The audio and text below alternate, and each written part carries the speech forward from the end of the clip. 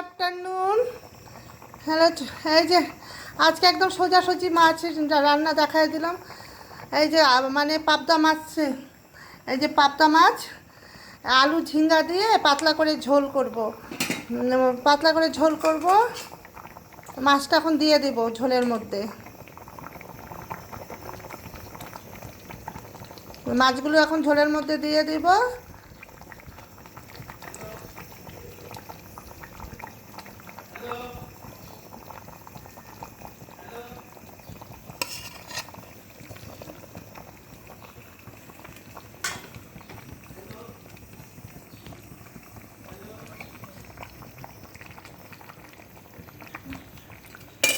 এখন ধনিয়া পাতা দিয়ে দেবো। ধনিয়া পাতা দিয়ে একটু 5 মিনিট ফুটুক, আমি নামিয়ে দেবো। হ্যাঁ, এই ছোট্ট একটা মিনি ব্লক হয়ে গেল। সবাই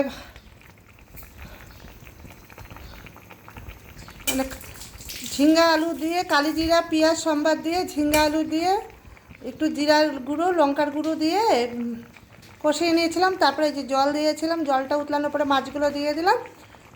এখন মাছগুলো হয়ে গেলে 2 মিনিট রেখে এখন আমি মাছটা নামিয়ে দেব। হয়ে গেল আমার মাছের ঝোল। তা তো সবার যদি ভালো লাগে একটু লাইক কমেন্ট শেয়ার করে দেবেন। সবাই ভালো থাকুন, সুস্থ থাকুন। টাটা, চললাম। শুভ দুপুর। কে কে খাবেন তো চলে আসুন।